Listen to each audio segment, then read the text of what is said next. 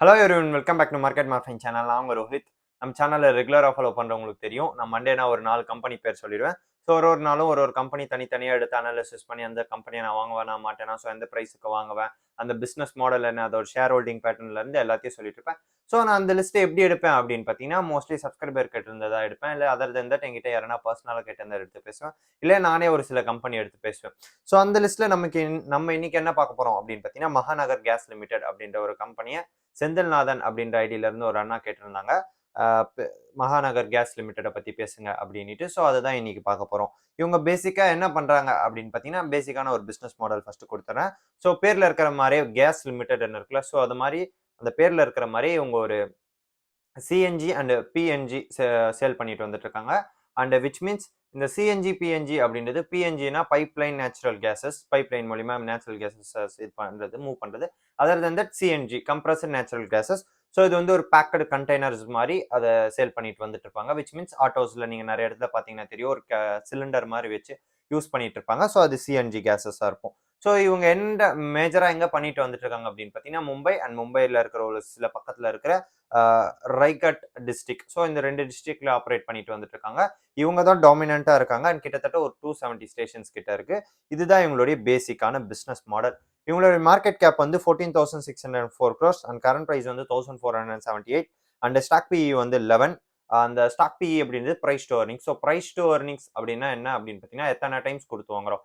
So ஒரு ரூபா earn பண்றதுக்கு நம்ம எத்தனை டைம்ஸ் கொடுத்து வாங்குறோம் அப்படின்றது. ஸோ 11 டைம்ஸ் கொடுத்து வாங்குறோம். விச் மீன்ஸ் ஒரு ரூபா earn பண்றதுக்கு நம்ம 11 rupees கொடுக்குறோம் அப்படின்றது தான் அர்த்தம். ஸோ புக் வேல்யூ வந்து 474 and ROC return on capital employed வந்து 26.8% அண்ட் ரிட்டர்ன் ஆன் இக்விட்டி வந்து 20.4 அண்ட் ரிட்டர்ன் ஆன் அசெட்ஸ் வந்து 14.0. ஸோ இந்த return on assets, return on capital employed and return on equity, so இது எல்லாமே எவ்வளோ அதிகமாக இருக்கோ அவ்வளோ பெட்டராக இருக்கும், அவ்வளோ ரிட்டர்ன்ஸ் நம்மளுக்கு பெட்டராக கிடைக்கும். அண்ட் ஃபேஸ் வேல்யூ வந்து 10, டோட்டல் டெட் வந்து 115 crores. So debt to equity வந்து 0.02 அண்ட் கடைசியாக ப்ரொமோட்டர் ஹோல்டிங் வந்து 32.5%. ஸோ இதுதான் இவங்களுடைய பேசிக்கான informations, ratios.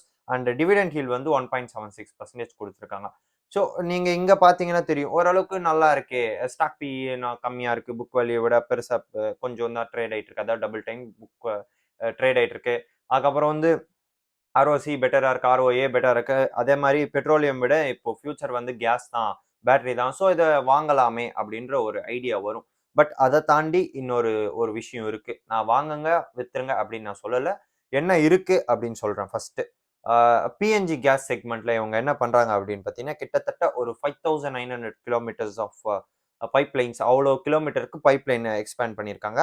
And carbon ஸ்டீலும் பாலித்தைன் pipe line அதுவும் வச்சு பண்ணிட்டு வந்துருக்காங்க. அண்ட் கிட்டத்தட்ட 12.5 lakh கஸ்டமர்ஸ் இவங்க கிட்ட இருக்காங்க, domestic customers. And 16 lakh customers டோட்டலா ஓவராலா இருக்காங்க. அதில் 4,200 கஸ்டமர்ஸ் யார் அப்படின்னு பார்த்தீங்கன்னா, கமர்ஷியல் கஸ்டமர்ஸும் வச்சுட்டு இருக்காங்க.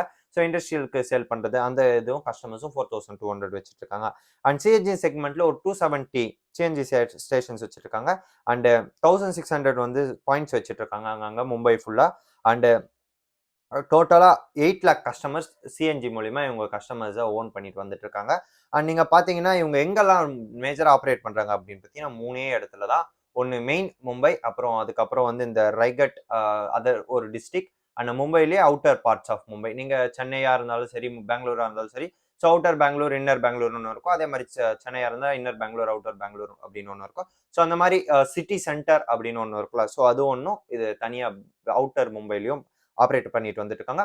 ஸோ ஃபர்ஸ்ட் எனக்கு இங்க ஒரு பிசினஸ் மாடல் அடிப்படுது. என்ன அப்படின்னு பார்த்தீங்கன்னா, ஒரு கம்பெனி அட்லீஸ்ட் ஒரு ஸ்டேட்லயாச்சும் ஆப்ரேட் பண்ணணும். அட்லீஸ்ட் ஒரு ஸ்டேட்ல ஒரு 50 சாரி ஒரு 4-5 டிஸ்ட்ரிக்ட் ஆச்சும் ஆப்ரேட் பண்ணணும். அட்லீஸ்ட் கம்மினா ஒரு 5-6 டிஸ்ட்ரிக்ட்ஸ்னா ஆப்ரேட் பண்ணணும். பட் இவங்க ஆப்ரேட் பண்றது 2 டிஸ்ட்ரிக்ட்ஸ் தான். ஒன்னு ரைகட், அப்புறம் வந்து மும்பை.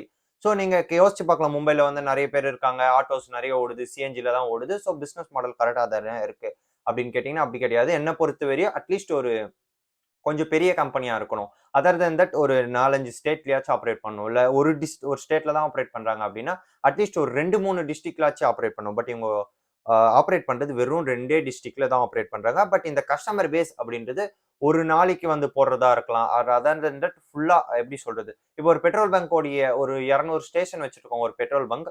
ஸோ என்கிட்ட இவ்வளோ கஸ்டமர்ஸ் இருக்காங்க அப்படின்னு கேட்டீங்கன்னா கிடையாது. ஒரு 8 லட்சம் கஸ்டமர் எங்கிட்ட வந்து பெட்ரோல் போடுறாங்கப்பா அப்படின்னு கேட்டா, அவங்க எப்பவுமே நம்ம கிட்ட தான் பெட்ரோல் போடுவாங்களா? கேட்டா கிடையாது. அவங்க அதர் தென் தட் நம்ம பெட்ரோல் பங்க் தாண்டி வேற எங்க வேணா போடலாம். ஸோ அதே மாதிரி தான் இங்க சிஎன்ஜி ஸ்டேஷன்ஸ் இருக்கு.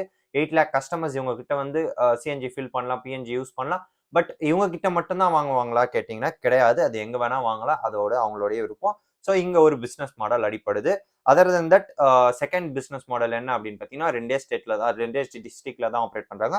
ஸோ இங்கேயே எனக்கு பிசினஸ் மாடல் பெருசா பிடிக்கல. விச் மீன்ஸ் அந்த பிசினஸ் மாடல் எவ்வளவு கரெக்டா இருந்தாலும் எனக்கு பிடிக்கல. 2 டிஸ்ட்ரிக்ட்ல தான் ஆப்ரேட் பண்றாங்க. அதனால நான் இங்க not okay with that. And then இவங்களுடைய மார்க்கெட் பொசிஷன் எப்படி இருக்கு அப்படின்னு பார்த்தீங்கன்னா, அந்த 2 டிஸ்ட்ரிக்ட்ல இவங்க தான் டாமினேட்டா இருக்காங்க. 270 ஸ்டேஷன்ஸ் இருக்கிறதுனால இப்போ மோஸ்ட் ஆஃப் த கஸ்டமர்ஸ் இவங்க தான் அட்ராக்ட் பண்றாங்க அப்படின்னு சொல்றாங்க. அதர் தென் தட் இவங்களுடைய மேஜர் ப்ரோஸ் என்ன அப்படின்னு சொல்றாங்க அப்படின்னு பார்த்தீங்கன்னா, அவங்க சொல்லிக்கிறது பேரண்ட் கம்பெனி கெயில் இருக்கு அப்படின்னு சொல்றாங்க. GAIL India limited. ஸோ நீங்க இங்க பார்த்தீங்கன்னாலே தெரிஞ்சிரும். கெயில் இந்தியா லிமிடெட் அப்படின்றது ஒரு கவர்மெண்ட் கம்பெனி. ஸோ நான் எப்பவுமே சொல்லுவேன் கவர்மெண்ட் கம்பெனி பக்கம் போவாதீங்க அப்படின்ட்டு. விச் மீன்ஸ் இந்த கவர்மெண்ட் கம்பெனி அப்படின்றது உள்ள டிவிடெண்ட்ஸ் இருக்கிற காசையும் உறிஞ்சிருவாங்க. அதே மாதிரி டிரான்ஸ்பரன்சி கம்மியா இருக்கும். அதே மாதிரி கஸ்டமர்ஸ்க்கு ஒழுங்கான சப்போர்ட்ஸ் கிடைக்காது. நீங்க பல எக்ஸாம்பிள் இந்த பேங்க் இப்போ ரீசெண்டா வந்து கனரா பேங்க்லயும் ஆச்சு. சாரி பேங்க் ஆஃப் பரோடால ஆச்சு. சாரி கனரா கிடையாது. பேங்க் ஆஃப் பரோடால இப்போ ரீசெண்டா ஒரு ஸ்கேம் போச்சு. கோல்ட் லோன் ஸ்கேம்ஸ் ஒன்று போச்சு. அதாவது எக்ஸ்ட்ரா அக்கௌண்ட்ஸ் ஓப்பன் பண்ணி ஒரே நாள்ல க்ளோஸ் பண்ணாங்க அப்படின்ட்டு. ஸோ ஒரு 6 மந்த்ஸ் முன்னாடி வந்து நார்மல் அக்கௌண்ட்ஸ் ஓப்பன் பண்ணி க்ளோஸ் பண்ணாங்க அப்படின்னு போச்சு. நீங்க பிஎஸ்என்எல் ஒரு எக்ஸாம்பிள் எடுத்து பார்த்தாலே தெரியும். அந்த கம்பெனில எதாவது ஸ்கேம் நடக்கலையானாலும் கடைசியில என்ன ஆயிருக்கும் அப்படின்னு பார்த்தீங்கன்னா, அந்த கம்பெனி வந்து ஒழுங்காவே டெவலப் ஆகல. அதனால நான் கண்டிப்பா மோஸ்ட்லி கவர்மெண்ட் பேங்க் சைட்ஸ் போமாட்டேன். அண்ட் கம்பெனி இந்த மார்க்கெட் சொல்ற ப்ரோஸ் அண்ட் கான்ஸ் என்ன அப்படின்னு பார்த்தீங்கன்னா, சிஎன்ஜி தான் ஃபியூச்சர். ப்ரோஸ் வந்து சிஎன்ஜி தான் ஃபியூச்சர். இவங்களுடைய பேரண்ட் வந்து ரொம்ப ஸ்ட்ராங்கா இருக்காங்க. கெயில் இந்தியா லிமிடெட் அப்படின்னு சொல்றாங்க. பட் எனக்கு கான்ஸே அதுதான். அதாவது டிஸ்அட்வான்டேஜே எனக்கு இந்த கம்பெனி மேல தோன்றது அதுதான் கவர்மெண்ட் கம்பெனி. ஸோ அதனால நான் இதை விட லோவான பிரைஸ் கிடைச்சாலும் வாங்க மாட்டேன். இந்த பிரைஸ்க்கும் வாங்க மாட்டேன். இதுக்கு மேல வந்தாலும் நான் இதை வாங்க மாட்டேன். அண்ட் இவங்களுடைய அப்போசிஷன்ஸ் யார் அப்படின்னு பார்த்தீங்கன்னா டாப்ல கெயில் இந்தியா. ஸோ இதுவும் அவங்களுடைய பேரண்ட் கம்பெனி தான். Second Adani total gas. Third petrol and LNG. And fourth வந்து குஜராத் கேஸ். ஃபிஃப்த் வந்து Indraprastha gas. And sixth வந்து குஜராத் பெட்ரோல் அண்ட் செவன்த் இவங்க தான் ஒரு 9th 10th பொசிஷன்ஸ்ல இவங்க போயிட்டு வந்துட்டு இருக்காங்க. அண்ட் எங்களுடைய லாஸ்ட் குவார்டர் எவ்வளோ ஏர்ன் பண்ணியிருக்காங்க அப்படின்னு பார்த்தீங்கன்னா 317 crores ஏர்ன் பண்ணியிருக்காங்க. ஏர்னிங் பர் ஷேர் வந்து 32 rupees. அண்ட் லாஸ்ட் இயர் எவ்வளோ ஏர்ன் பண்ணியிருக்காங்க அப்படின்னு பார்த்தீங்கன்னா 790 crores.